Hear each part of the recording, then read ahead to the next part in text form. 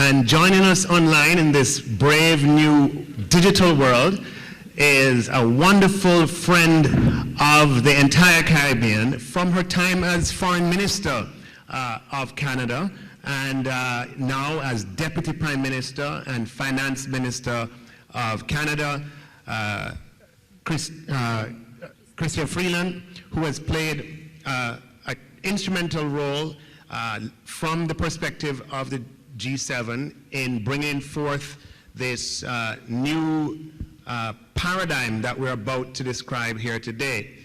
The pandemic has also affected Canada, and the response led by Chrystia has resulted in Canada being the G7 country with the fastest recovery coming out of the pandemic, and the G7 country with the strongest jobs growth coming out of the pandemic. So we have the expertise that we need right here this afternoon. So I'm going to just kick off with the sort of first round of questions.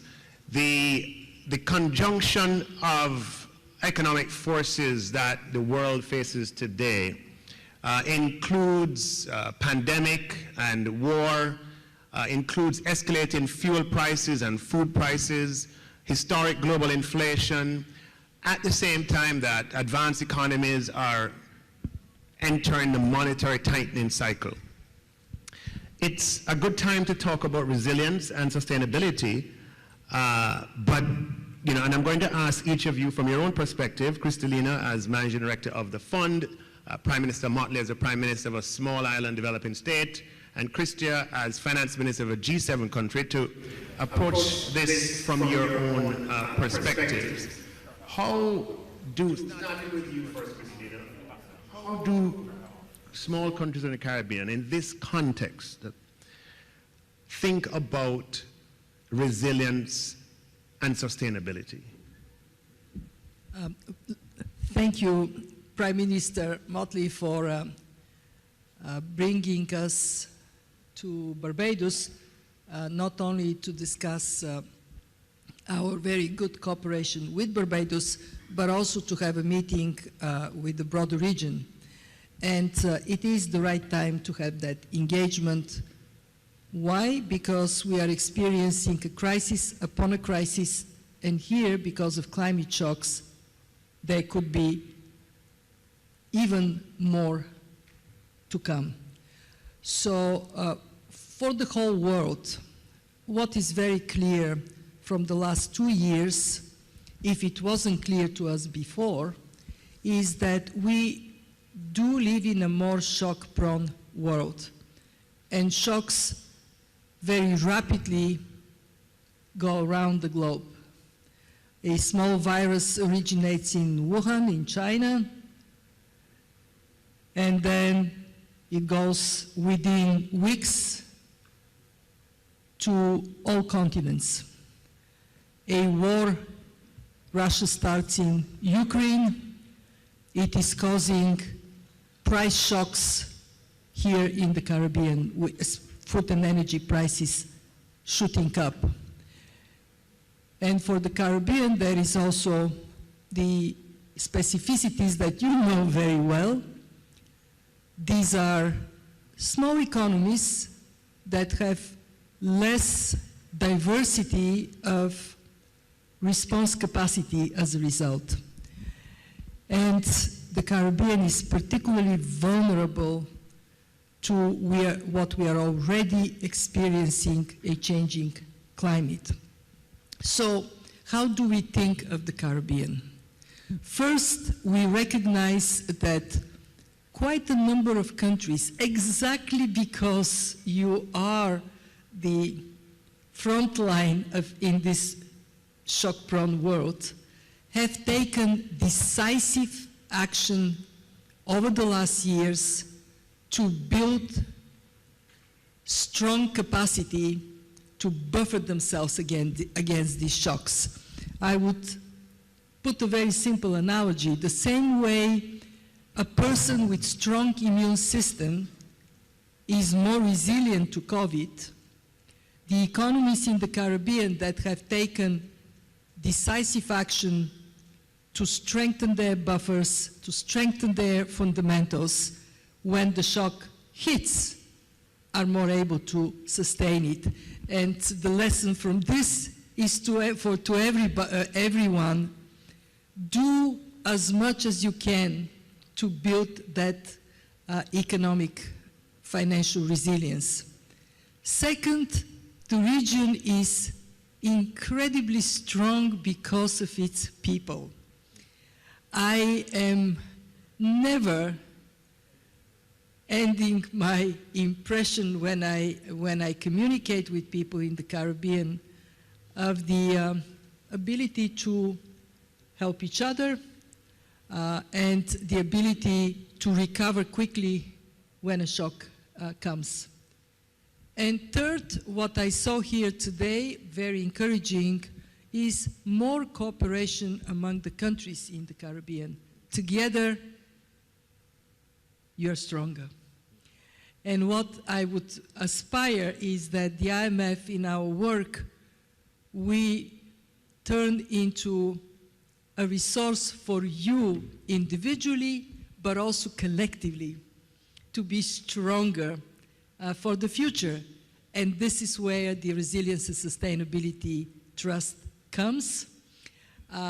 I hope I can return to this again, but let me just give you the telegraphic definition. This is an instrument, first time in the history of the IMF, that provides long-term financing, long-term maturity for structural transformation to build resilience. And it is an instrument that, for the first time in the history of the IMF, recognizes vulnerability as a criterion for concessional financing. And at that point, I have only one plea for the audience. Give a round of applause to this woman on my left, because she championed it. Thank you. Thank you, Kristalina. And indeed, Prime Minister Mottley has been a champion of ensuring that vulnerability is taken into account for concessionary financing. So on that score, Prime Minister Mottley, at a time when persons in the Caribbean, citizens of the Caribbean, are concerned about short-term resilience, right? About being able to absorb and to survive the conditions of today, how do we talk about long-term resilience? How do we deal with the trade-off between the necessity of planning for the long term and the needs of today? Thank you, Nigel, and thank you, Kristalina, for your very kind comments. But as we all know, without your listening ear and courage, we would not even be able to say that we've scored a victory in this leg of the relay that has allowed us to have vulnerability after 32 years of arguing, considered for the first time by an international agency to be one of the key conditions for accessing concessional funding. So thank you. A round of applause.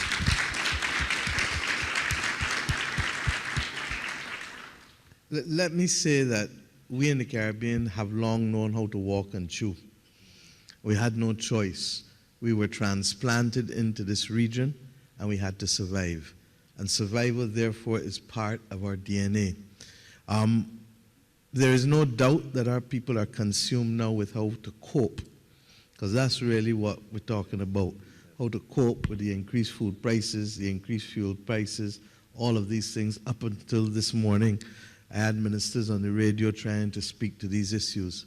At the same time, we all know that if we don't fix our housing stock, if we don't deal with coastal erosion, if we don't deal with saltwater incursion into our wells, that within 3, 5, 6, 7 years, we will be dealing with a far greater disaster than we have. So we've tried to think outside of the box, but in order to do so, we need fiscal space and we need policy space. We need policy space that allows us to protect our farmers so that we don't have people flooding our markets with cheap produce when at the same time, if there are supply disruption problems as we're now seeing, that produce is not available to our people. And therefore we need to be able to allow our people to grow the food that they eat and eat the food that they grow. But that's going to mean that our farmers need to be able to make money 24/7, 12 months a year from growing, or at least be in the ballpark of it, rather than having to have gluts of food that they can't sell because our supermarkets are importing cheap food that is being subsidized, quite frankly, from elsewhere. Secondly, we need to be able to ensure that we can treat to our water issues in a credible way, because if we don't reduce the level of non-revenue water, it makes no sense trying to augment water, because if half of what you're pumping goes into the ground, then you have problems. But we have to be able at the same time to give people immediate access to water and to keep it affordable.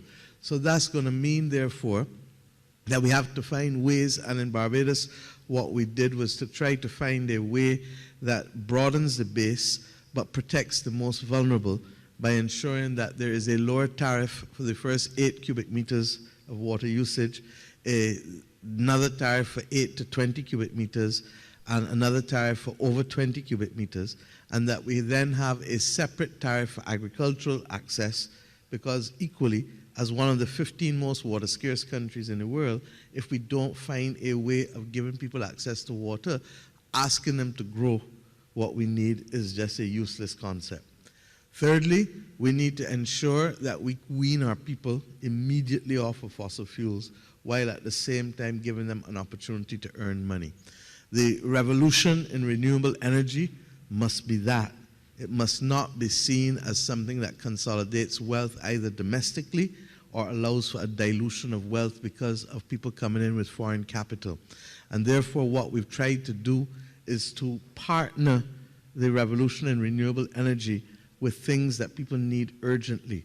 If I'm paying $800 a month in rent, as happens with too many of our people, if I can give you a house with a mortgage at $500 and at the same time allow, in some instances, either you keep the roof and take the revenue from the roof, or you assign the revenue from the roof to the developer so you don't pay the land costs, as is happening with our HOPE program, then I believe that we can balance long-term interests with immediate interests with this. As it relates to the very, very immediate, as tomorrow, next week, and next month, we're going to still have to provide some level of shielding. We've done it here in Barbados with an initial measure that allowed us to cap the rate of the VAT on the fuel so that we pass through the cost of the fuel, but we at least try to shield you by not taking as much taxes and capping that. Regrettably, we're going to have to look at it again, and as recent as Monday, we set up a committee within our social partnership to look at the underlying increases in food and fuel costs, with an understanding that within 2 weeks there would also be labor, private sector, and government meeting, such that on the 8th of July, when we meet back, we put ourselves in a position to take decisions that will help families in this country, particularly since the summer vacation is coming, and we all know that children love to eat a lot of food when they're running about. So that unless families can be helped over the course of the summer, we're not going to be able, and we may have to use the school meals program and other things to continue doing that which they do during term in order to offset some of the initial things. But it's going to need policy space. It's going to need fiscal space. I'll say this last point. Thank you to the IMF. Over the course of the last 2 years, with the double crises coming on top of climate, we were able to adjust what we were able to do fiscally, and that made a tremendous difference to this country's being able to ensure that we did not have people fall through the cracks in the middle of a pandemic or after 3 climate events, from the volcanic eruption in St. Vincent, which shut down our airport for a week, to the freak storm, to Hurricane Elsa, the first one in 66 years. So that follows policy space and fiscal space is absolutely critical to allowing people to cope while allowing us to meet the, it's not even long term, the medium term adaptation that's critical. Thank you. Thank you, Prime Minister. I just want to welcome the audience that's joining us online, and at this point, particularly welcome Deputy Prime Minister Chrystia Freeland, who we're so pleased is here. I know she had budgetary commitments, I believe, earlier this week, but she's here with us. And Canada represents the Caribbean on the executive board of the IMF. And so we work very closely with the Canadian Ministry of Finance officials. So Chrystia, we're here talking about building resilience, and a lot of the resilience from a Caribbean perspective is resilience against natural disaster, which has been exacerbated by climate change. The question that we'd have for you is, what is Canada doing about climate change? How are you advancing the climate change agenda? Okay, well, can you hear me? Yes, hearing you well. I see some nodding. Excellent. Okay, great. Hi, everybody. It's great to be with you. Ça me fait un tellement grand plaisir d'être parmi vous aujourd'hui, même en façon virtuelle. It is great to be with you. I really wanted to join you in person because, as Nigel says, there are special close connections between Canada and the Caribbean. And Prime Minister Trudeau asked me to say hello to everyone. But we are just a few days from the rising of the House of Commons, and I need to get my budget bill passed. So the Prime Minister said that was my first job. But it's great to be able to be with you virtually. And just quickly, a couple of things. Nigel, you said that Prime Minister Mottley needs no introduction in Barbados. I can tell you she needs no introduction anywhere in the world. She is a force to be reckoned with, and a woman whose wisdom we definitely listen to here in Canada. So it's really wonderful to be with you, Prime Minister, and I thought you made some excellent comments just now. Another wise woman who we are very lucky is guiding the world today is Kristalina Georgieva. We really are lucky to have you in your job in these very turbulent times. You're a person who's known a lot of change in your life, and I think that makes a real difference in how you're doing your job, and I want to say thank you as well. And of course, Nigel and I are fellow finance ministers, which is kind of a tricky job these days, so we have a lot of fellow feeling. I'll make just a few quick comments. I actually want to start by really recognizing, as a Canadian speaking to our really close Caribbean friends and partners, I just want to start by recognizing how amazing you are and the tremendous pressure that you have been under in the last little while. And I want to start by recognizing the particular impact that climate change has on you, and also by recognizing the injustice.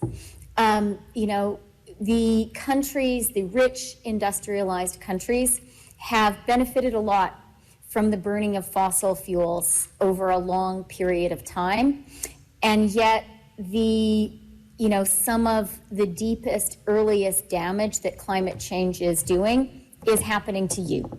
Now, you know that, but I want you to know that I know that too, and Canadians really do recognize that. So that was pretty hard, and Prime Minister Mottley has already been talking about the ways that you have been building in resilience. But then you had COVID. And I also really want to recognize the particular challenge that COVID posed for economies like so many of yours that are dependent on people being able to travel freely around the world. So that has been another particular challenge and shock, and Canada certainly gets that. And then on top of all of that, we have inflation. Prime Minister Mottley has spoken very empathetically and also very practically about the impact that is having and the way your governments are trying to deal with that. And Prime Minister, I heard you very clearly also in your point about your farmers, and that thinking about them needs to be a part of it. And I'll just say two quick final things so we can get on with the rest of the discussion. You've been talking about resilience. And I firmly believe that a big part of the resilience of so many people in this room is the fact that you are democratic leaders. It is, in these kinds of volatile times that we're living through, being a democratically elected leader is not easy. I think we all know that. But it does give us, I think, a particular strength, because if we do our jobs right, we have that particular confidence of the people who elected us to represent them that you only get if people freely chose you. And Kristalina mentioned the war in Ukraine, whose consequences we're all experiencing in part through inflation. And to me, that's a real reminder that people are prepared to fight for their freedom and their democracy. Specifically, Nigel, on your climate point, I'll say two very quick things. Canada recognizes that we have a job to do in supporting our partners around the world in climate action. And so last year, we doubled our international climate finance contribution to $5.3 billion. And we're very happy to work with you on climate action. And then here at home, as Kristalina knows very well, we have a price on pollution. Even at a time of elevated inflation, we raised our price on pollution in April to $50 a ton. It's going up to $170 in 2030. We're committed to maintaining that price signal. But something that we do that I think is consistent with Prime Minister Mottley's message about protecting people is the money that we get from that price on pollution, we give back to Canadians. So for example, in the province of Saskatchewan, a family of 4 this year will be getting $1,100 back as returning to families the revenues that are collected from that price on pollution. Okay, I'll leave it there. Very nice to be with you all. Thank you so much, Chrystia, for that. So, Kristalina, you have already mentioned RST. The IMF has introduced this brand new instrument, which differs from the normal IMF instrument in that it is extremely long-term, right? 20 years or something like that, and the longest that the fund has, the longest instrument today is much shorter than that. Why did you introduce the RST, and what do you hope it will achieve? And maybe I should add to that. Tell us a little. I can see the excitement when the topic RST comes up, for very good reason. Tell us about the RST. It's your baby, and we're here to hear about it. The reason we have decided that we need to create a new instrument at the fund with longer maturity is very straightforward. Structural transformation needs to be funded upfront, but it is likely to deliver the positive impact over time. Let me give you one example. We know that adaptation costs are already present everywhere. But if the global average is between 0.5% and 1% of GDP, the cost here in the Caribbean is more in the order of 5 to 7, 8% of GDP. If it is to be done on scale and in a timely manner. Now, if we do not have instruments that allow that cost to be put on a priority list now, just to take the example of water that Prime Minister Mottley talked about. if there is no investment to protect fresh water in Barbados that is done now, the consequences would be dire. The benefit of this investment exceeds the cost multiple times, but it does not materialize immediately. There are many studies that say that $1 spent on resilience would have $4 to $7 payoff, but it is not coming immediately. So we realize that if we are to insensitize our members to undertake structural reforms that would make them more resilient and also bring low carbon jobs, we have to take a longer timeline than our traditional lending. The ultimate goal is to prevent balance of payments shocks in the future. And that is strictly within the mandate of the IMF. But we don't want to kid ourselves that a program that is 3 to 5 years is going to be the right instrument to ask you to pay back in a short period of time for an investment that is for a longer impact. The second reason we decided to create the RST is because we have a very good instrument to help countries at the time of liquidity constraint, and it is called SDR, Special Drawing Rights, that we bring to countries on the strength of our membership. We are the only institution that is able to translate the 190 members' strength into benefit of new liquidity at no cost to anyone. But it is not a perfect instrument, because when last year in August we distributed $650 billion SDRs to our members, it is done proportionately to quotas. So the big members got a big chunk of it. The small members that may be the most needy got a small amount.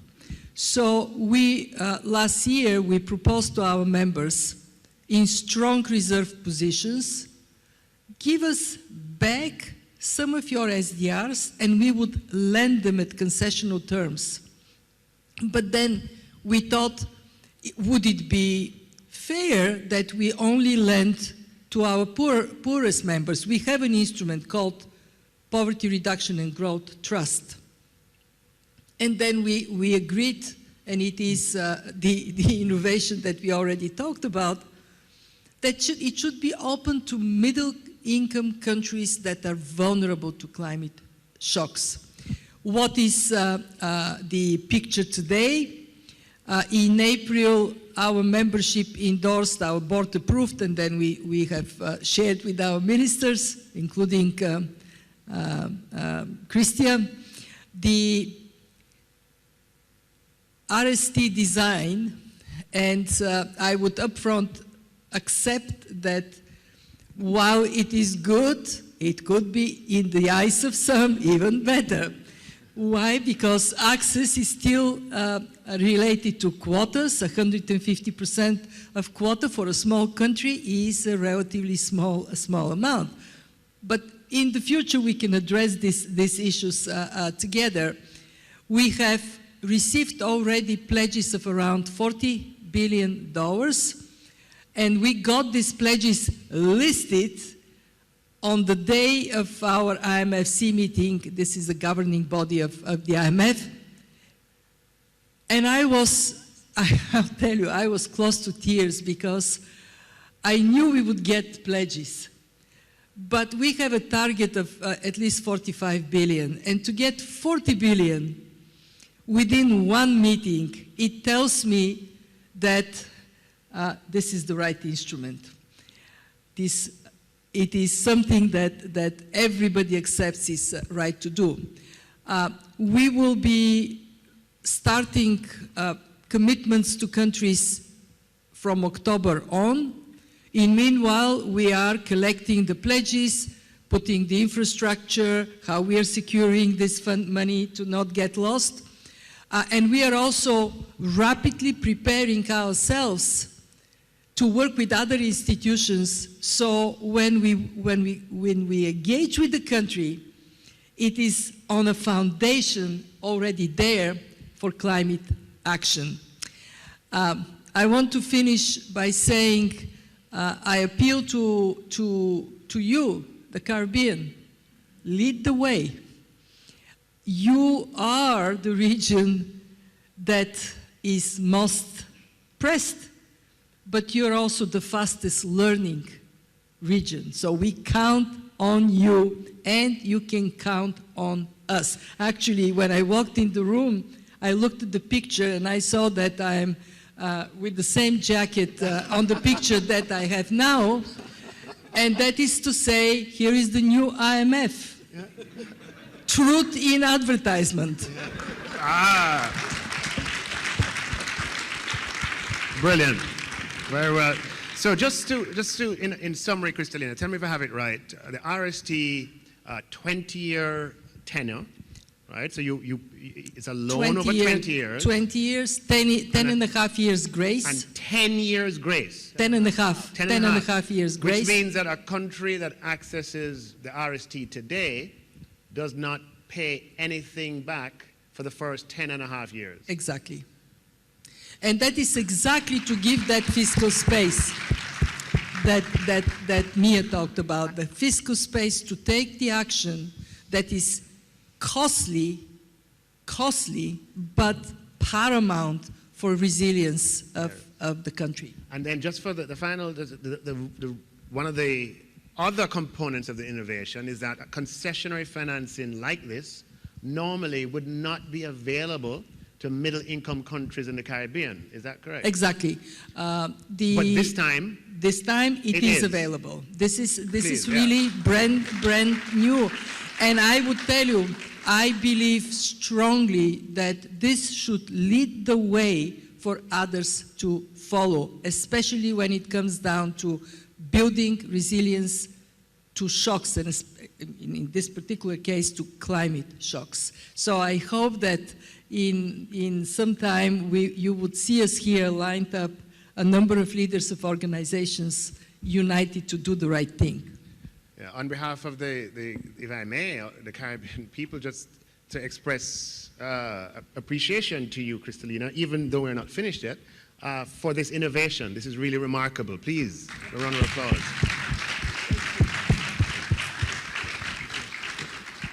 So just coming to you, Chrystia, because this 40 billion that Kristalina spoke about, which is probably going to go higher before too long, comes from somewhere.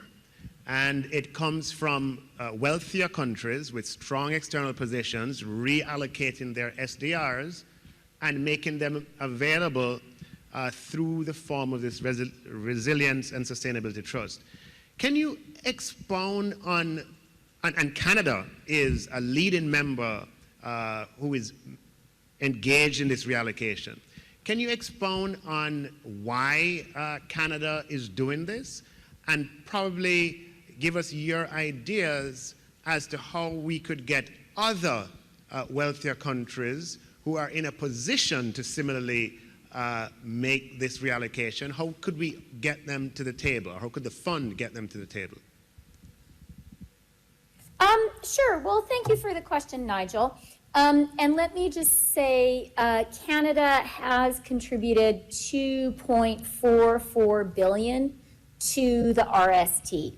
So this is a new facility that we really believe in. And I do really want to recognize the intellectual and political leadership of Prime Minister Mottley, of Kristalina, in creating this new facility. It's something that Canada 100% championed. It is a long-standing gap that as your partners and representatives at the fund, it's something we've been talking about, encouraged to talk about it by all of you guys. Because, it's obviously the fund's work to support countries that are, at the edge of a crisis or in a crisis, clearly very, very important. And thank you, Kristalina, for all that you do, and to generations of people at the fund who have done that. But what we have recognized really in our conversations with you is that there has been this very long-standing gap. That, what about the middle-income countries that have particular vulnerabilities, in this case to climate shock, that actually have the leadership, have the ideas? Prime Minister Mottley, you spoke about needing the policy space. That's because you have the policies that you want to put in that space. You know what you need to do. And the challenge has been that you don't have the fiscal space. I think very much championed by Prime Minister Mottley, what Kristalina really recognized, and this is, I think Kristalina will roll her eyes, it's something Canada has been banging away at for a long time, that we need to have some ways to help middle-income countries too. So I am so glad that the RST exists. Canada has been glad to kind of help get it there, and we've been very glad to contribute to it. Nigel, you asked a really good question. How do we get others to get on board? The obvious thing is to do what Kristalina and Prime Minister Mottley are very good at, which is persistence, never stop, constantly advocate. But I'll tell you something else. I think, I listened carefully as Kristalina talked about how the people in this conversation, the leaders of the Caribbean, can play a real leadership role in the whole world. And you really can by making this facility actually work. Nothing succeeds like success. Nothing succeeds like you guys having really great policies that will build that long-term resilience, that when you put them in place, people can look at them and say, wow, this is a fantastic investment. And we can see how 10 years from now, it's going to make this country, this region, the whole world much, much stronger. So I would say that's the best thing you can do. And, I think you guys have a lot of great ideas already, but certainly any collaboration that we can have with you, we would really welcome here in Canada. And I'll bet we can learn a lot from your great ideas as well, because we need to invest in climate resilience in Canada too. Thank you, Chrystia. Thanks to you, your government, and the people of Canada for that investment in the RST. Prime Minister Mottley, Kristalina, both Kristalina and Chrystia have credited you intellectually and otherwise. You served as chairman of the Development Committee of the IMF during the World Bank and IMF. Yeah. Okay. So. She was my boss, nonetheless, because the Development Committee covers the IMF and the World Bank. That's exactly right. Right. So within those spaces and other spaces, you have advocated for some of the components that we're seeing in the RST and components that Caribbean leaders have long spoken about. So we have what we have asked for. The question now is Barbados interested in RST? It's like, the proverb of chasing the tire, right? You've caught the tire now. Is Barbados interested in RST? Should other Caribbean countries be interested in RST? And if so, why? Yeah. I think that, short answer, the country is going to have the conversation in the next few weeks. Long answer, we have very little choices available to us. The bottom line is that while the RST will require of us some level of engagement with the IMF, and yesterday marked the end of the last board meeting for Barbados in a 4-year IMF program, And I want to thank all of Barbados for walking on this journey. I want to thank Bert Van Selm for leading the effort on behalf of the IMF and doing such an excellent job. And I want to thank Dr. Kevin Greenidge for being the translator of the love language of IMF and Beijing in one piece. So the country has to go through that process now. But what is good is that the instruments that the IMF have are not only instruments that relate to more debt being incurred, and therefore they're policy-based instruments. And given the fact that we've done a lot of the policy work already, it's not a far walk for us to do with respect to wanting to unlock the equivalent of what would be $210 million in Barbados, which represents just about 4%, just under 4% of GDP, probably at the end of this year. I note, however, that Kristalina, you said 5 to 8% is the global average of what is required usually. And we feel, and we want to thank Canada, we want to thank all who have contributed to the trust so far, but the truth is we are going to need more. And we're going to need more urgently because the timeline within which we have to spend the money for adaptation is short. It's less than 12 years. And we all know that particularly with coastal projects and having to do the feasibility studies that are linked to the calendar year and the moon, that it therefore means that if you miss 1 year, 1 month, you may have to miss a whole year. We recognize that the private sector has no interest in adaptation because there's no rate of return. And if the IMF Resilience and Sustainability Trust is the only game in town, funding at concessional rates for middle-income countries' adaptation, then that is the message I have to carry to my people in Barbados here. But let me also make the point that in addition to us not having many options and us having to do the adaptation, and what does adaptation mean in simple terms? Nobody else is going to come and do coastal defenses for Barbados because there's no rate of return for it. Nobody's going to do some of the other things that we have to do in terms of securing house tops to ensure that we don't lose 60 or 70% of our low-income housing stock in the middle of a storm. But the RST is not only about climate. The RST is also about the pandemics. And whether it is COVID, which we continue to face additional costs because of vaccine charges that are still regrettably too high for countries like our own. We also have the antimicrobial resistance pandemic, which is critical for us to be able to stave off because too many of our people are dying because they go into a hospital, catch a super virus, and there's no way to be able to fight it. So the RST provides that opportunity for us to be able to access funding that will help us in 2 of the 3 wars, the war against pandemic and the war against climate. And to the extent, therefore, that we can continue to access it, we want to be able to see you have other countries beyond what Canada and the others who have come in have put in already, largely because we're going to need more.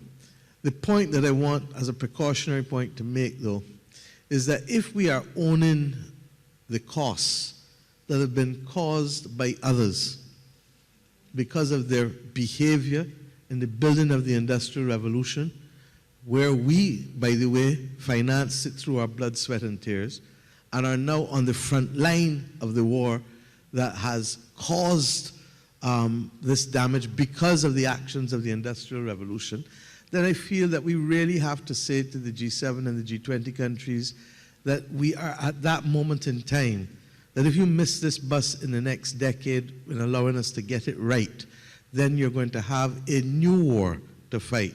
And that is the war against migration, climate migration, and human insecurity. And the other point that I'd like to make very quickly is that because we are owning their problems on our balance sheet, it is crowding out the space that we have for our own sustainable development goals, as Didier would remind me, because we still have to provide education and health and all of the other things that the SDGs require of us. So we need to find a way. Is it that we're going to move away from the fiscal anchor of debt to GDP 60%, or are we going to find a way of calculating and ring-fencing out that which we spend on climate and pandemic so that we can still have the space to bring development to our people? How we resolve this issue is still ahead of us. And I hope that we can do so just as successfully as we've made this first claim in the first leg of the relay. The last point I'd like to make, Kristalina, I want to thank Canada. I spoke to Prime Minister Trudeau last week at length, and we hope in Kigali, because we both have the responsibility of promoting the SDGs globally. But here's this. We need some more of the SDRs, and not necessarily only for the IMF. If we put some of the SDRs in some of the multilateral development banks, it will allow us to also do some more interesting things. We thought that we could have done a straight debt for nature swap when we restructured our debt. Regrettably or thankfully, Barbados' debt continued to trade basically at par until a few months ago, and it is still in the high 90s, I believe. So what we did instead was to approach the Inter-American Development Bank and Nature Conservancy, who have agreed to repurchase $150 million of our Euro bond, $150 million US dollars of our Euro bond, and in repurchasing it, refinance it at lower interest rates, and the savings over the 15 years is 40 million US, which will now go to finance a marine conservation trust. I would have liked for them to purchase all of the Eurobond, which is about 530 million, but it would have required greater capacity and a greater ability to handle the risk from the IADB. Canada has, I think, about 15 billion SDRs. Ireland has. The Scandinavian countries have. And we would like to be able to engage all of you who have become the global leaders of development, quite frankly, and to say to you that those SDRs are like an archival note, a museum note, and that we need in today's world, as we face the greatest economic crisis since World War II, and as we battle still the pandemic of a century ago vintage, first one in a century, that we would like to perhaps see a modest amount of those SDRs go to some of the multilateral development banks as well, to allow them to play a greater role in unlocking those issues pertaining to climate crisis particularly, so that it is a complementary act on top of what the RST is doing on its own. I'm not sure that you realize that I've learned to beg in public good, but I will continue to keep that begging going, because I know that it is, women don't have them problems with ego, so I know that you know that. Thank you.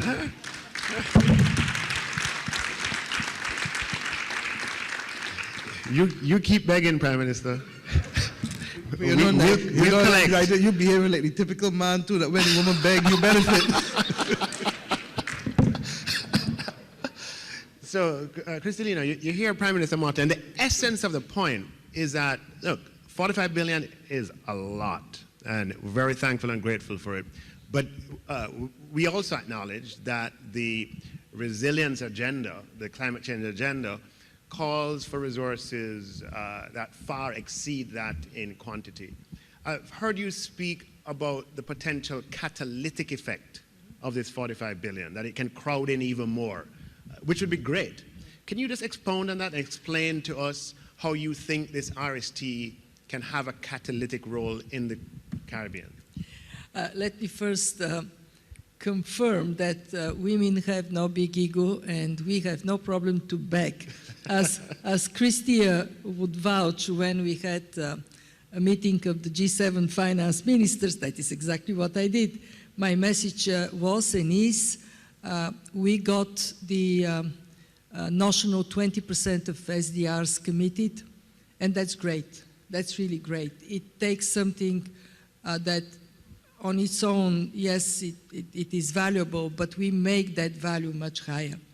But we had this a commitment when the world was hit by one crisis. Now it is hit by two crises. Can we think more ambitiously about deploying the SDRs?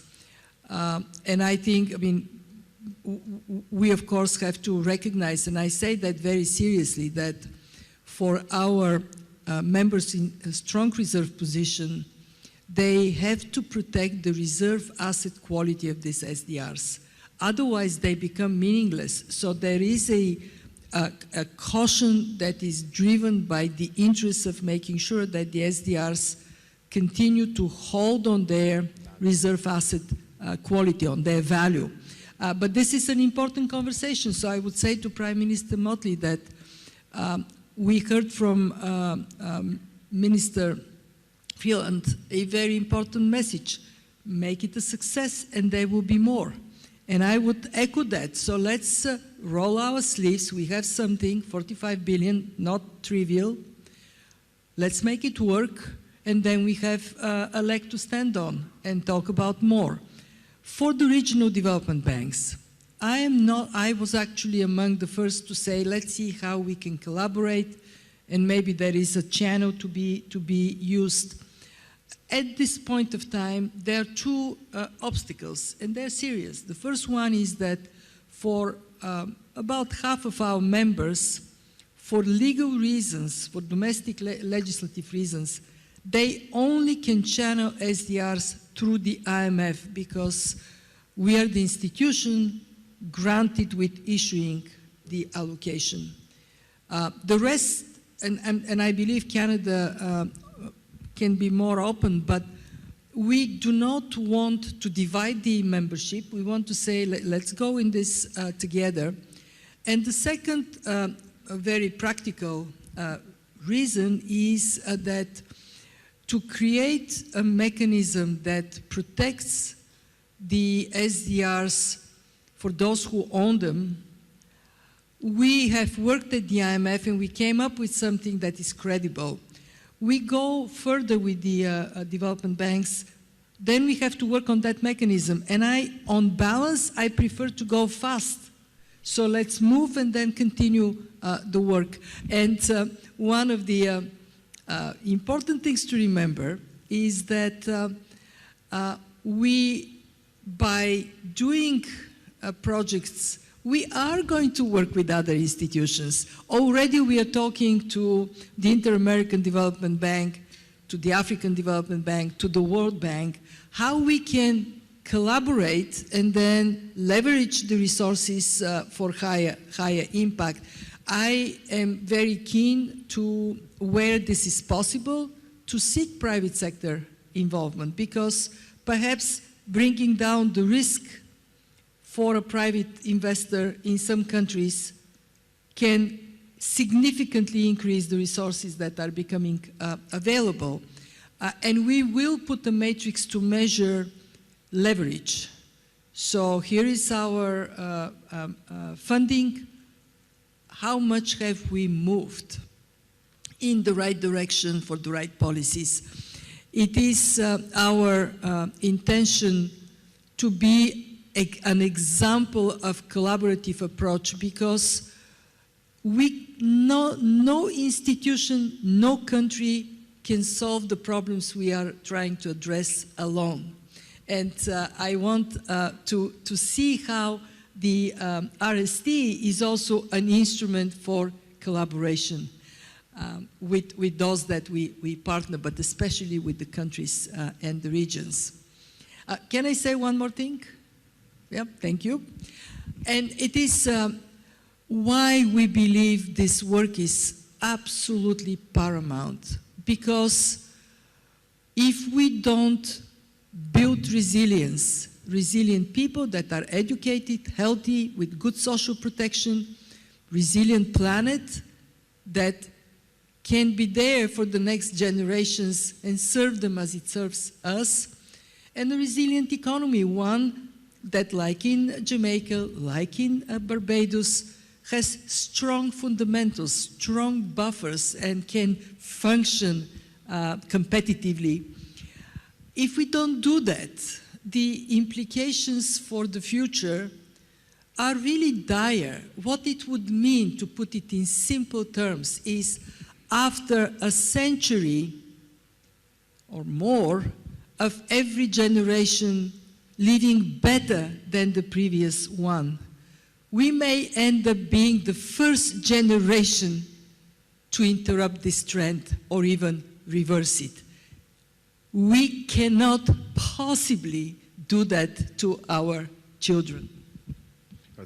Thank you for that, Kristalina. So what I hear you saying is that the SDRs are actually, I mean, they're an asset of a country, and part of the deal is to ensure that that asset is protected, and the way in which the RST is structured, it provides that guarantee to the countries who are making the pledges, so to speak. Right, okay, so Prime Minister, let me come back to you.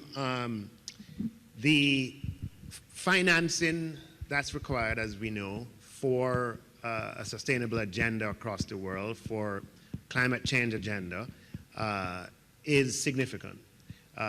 Some time ago, $100 billion was promised, or $100 billion a year, and that hasn't materialized. This, however, is a sign of hope, and as Chrystia has said, if this works, it can catalyze other things working.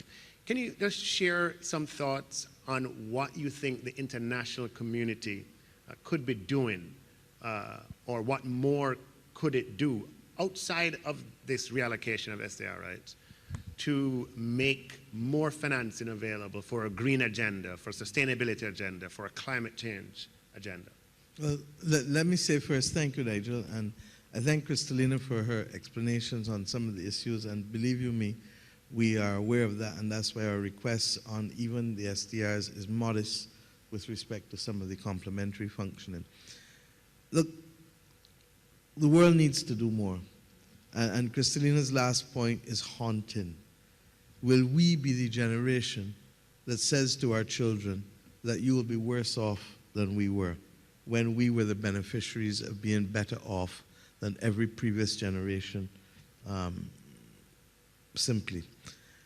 We feel that in addition to this excellent start with the RST, that we need to do a few other things that don't necessarily cost money in every instance. Barbados is the largest issuer of natural disaster clauses now in the world. If we have natural disaster and pandemic clauses, and I say and pandemic because our central bank bill, it's now the Central Bank Act, veered off and included not just natural disaster, but pandemic too, because it is a triple crisis for us.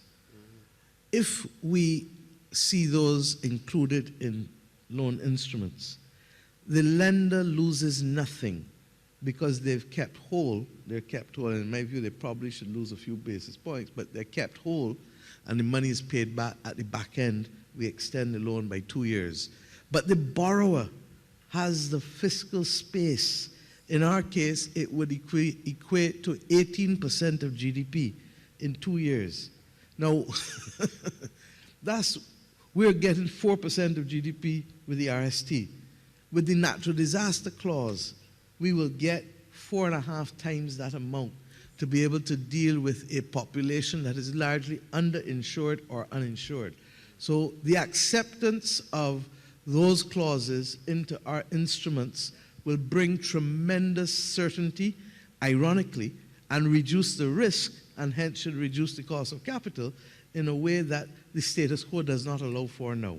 Because the lender is worrying from the time you're hit, will you be able to pay or will you default? Secondly, we need also to be able, and let me say that Canada led the world, along with the United Kingdom, in the year 2000, on the inclusion of collective action clauses in debt. And in fact, were it not for those collective action clauses, Barbados would not be standing where it is today with the restructuring of our debt. We believe that Canada and the United Kingdom and other countries in Europe can lead the world with the inclusion of these clauses, natural disaster and pandemic clauses. Secondly, we believe that the way to delink from quota more is going to be to use a very simple definition of climate vulnerability. Part of the difficulty, and I've learned from the experience of going around and talking with people, if I say small island developing states, Guyana is not a small island developing state, nor is Suriname, nor is Belize in our own region. Okay? Countries in Africa are being hit as hard by climate because climate is now a problem between the tropics of Cancer and Capricorn, and is soon going to come to the North Atlantic countries.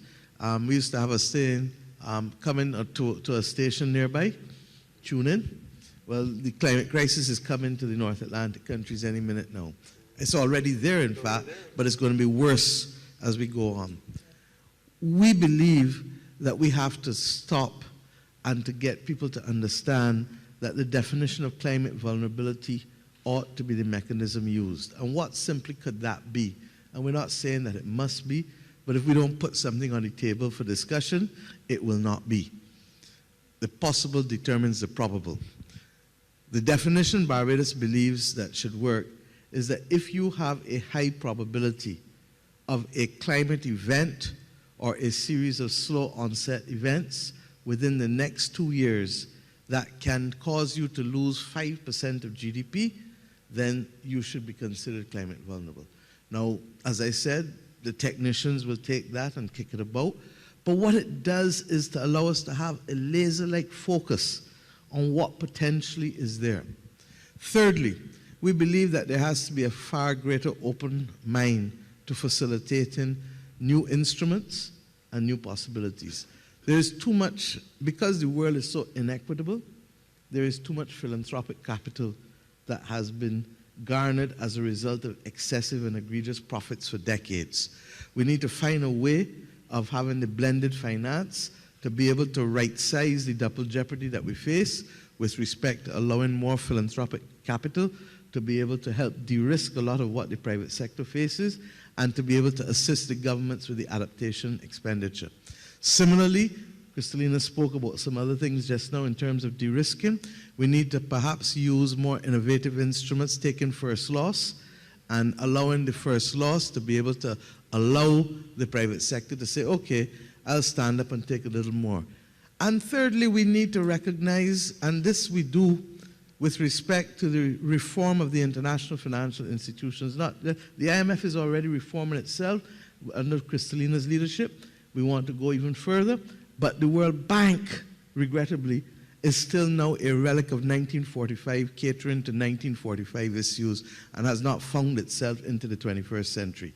We need to ensure that the World Bank, instead of only focusing on the financing of low-income countries, starts to look at being that financier of global public goods, as the IMF is trying to do. The IMF is taking it from the different direction. To avoid a balance of payments issue, we're making sure that you have a strong immune system. The World Bank needs to step up to the plate and start to say, these are the global public goods that if we don't guarantee their financing, they're going to jeopardize development across the world. And I hope that we can, in Barbados here at the end of July, start that discussion with our partners in the United Nations and in the Rockefeller Foundation, because it is the most critical discussion to avoid the next generation being poorer than this current generation. Thank you. Thank you, Mia.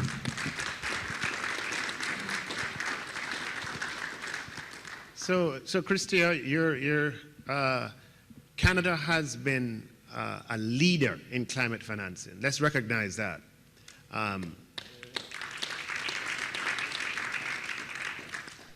And you've been at the forefront of many innovations, including what we have been discussing today. But as I've asked Kristalina and Mia, there's a lot more that needs to be done if we are to achieve the goals that need to be achieved. And we're going to need some breakthrough in terms of ideas and in terms of will. Can you share your thoughts on what some of those ideas could be, and how the fact that the climate crisis is coming to a station near you, as Mia Mottley says, you know, how will that help to unlock wills? So ideas and will. How do we increase global climate financing?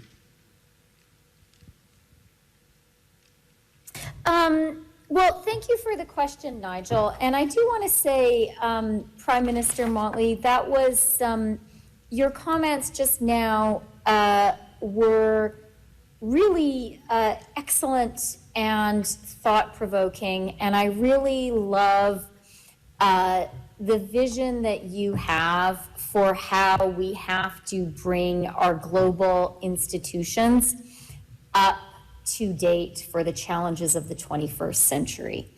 And I think you're completely right. So I just want to kind of start there. And then, Nigel, more directly to your question, look, let me say a couple of things. Canada actually, and this is, I believe now I'm speaking not just about my own political convictions, but about where the majority of Canadians are. We have reached a point as a country where we recognize the urgency of climate action. We recognize that climate change is a threat to us here in Canada. We recognize that it's a threat in the whole world. And we recognize that we have to do something about it. And, you know, I spoke to you earlier about our price on pollution. That's a very powerful market-based mechanism. It's going up every single year. And we increased it this year, even in the face of higher inflation. And to me, that shows a meaningful commitment. And we also recognize, you know, we have to do our part in Canada, and we also have an obligation to do our part in the world. And I spoke at the beginning about the need about Canada's decision to double our provision of international climate finance to $5.3 billion. But, you know, Nigel, you asked about, you know, how do we marshal the will? And I think it's a really good question. And I think it is important for us also to recognize that the scale of the challenge of addressing climate change is really huge. You know, we've been talking about the Industrial Revolution. I think that the challenge still before us is as big an economic transformation as the Industrial Revolution itself was. It's that order of magnitude. And I think as a result, we need to recognize, yes, public money, money from rich countries, money from our international institutions, that will play a part. But it is never going to be enough. It's not going to be enough here in Canada, and we are building institutions here in Canada to crowd in private capital, and it is not going to be enough internationally. And so that's why I really welcome the comments that Prime Minister Mottley made about blended finance, about thinking creatively about ways that we crowd in private capital. I also recognize, Prime Minister, you know, you said right at the beginning, some of these projects, private capital is never going to finance because they do not have a return. And we need to be honest about that. There are some areas that are just not going to be appropriate for private capital. But I think collectively, we need to be very creative about ways to bring in both private capital, but also that philanthropic capital, because otherwise we just won't have, otherwise there's just not going to be enough money there.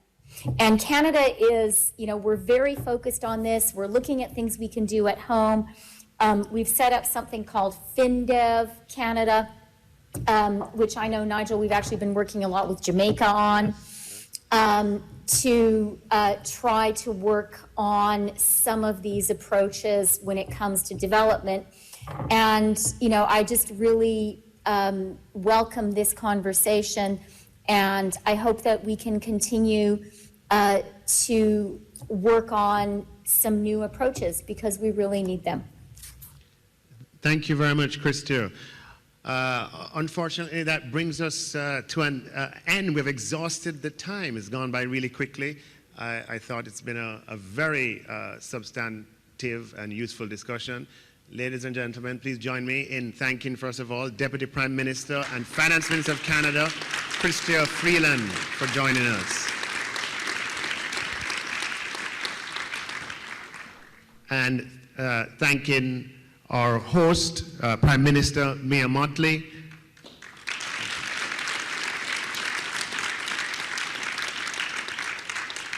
Self-styled beggar-in-chief. And of course, thank the Managing Director of the Fund for the introduction of this, well, for being here today and for her presentation today, but even more importantly, for leading the introduction of this instrument, the Resilience and Sustainability Trust, which is responsive to the needs of the Caribbean. I want to thank you for listening, for hearing, and for acting. Please give Kristalina a round of applause. And on behalf of the three of us, we want to recognize our fantastic moderator.